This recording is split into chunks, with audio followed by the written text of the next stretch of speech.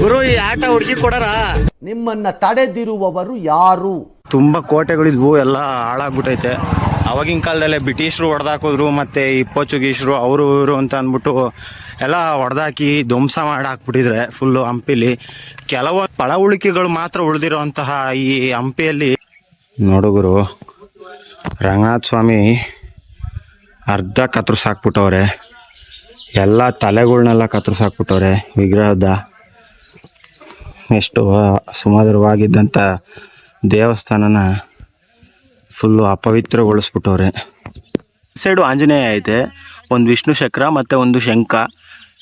ಇವರೆಲ್ಲ ಯಾವ ದೇವತೆಗಳು ನನಗಂತೂ ಗೊತ್ತಿಲ್ಲ, ಕೈ ಮುಕ್ಕಂಡು ಮಾತ್ರ ಕೂತವ್ರೆ. ಕೆಳಗಡೆ ಒಂದು ಆನೆ ಐತೆ. ಇವರು ಸಾಮಾನ್ಯಕ್ಕೆ ರಾಜ ರಾಣಿ ಇದ್ದಿರು ಅಂತ ಅನಿಸುತ್ತೆ. ನೋಡಿ ಎಷ್ಟು ವೇಸ್ಟಾಗಿ ಹೆಂಗೆ ಬಿಸಾಕವ್ರೆ ಕೆಳಗಡೆ. ಅಲ್ಲೆಲ್ಲರೂ ಹಾಕ್ಬೋದಿತ್ತು ದೇವಸ್ಥಾನಕ್ಕೆ. ನರಸಿಂಹ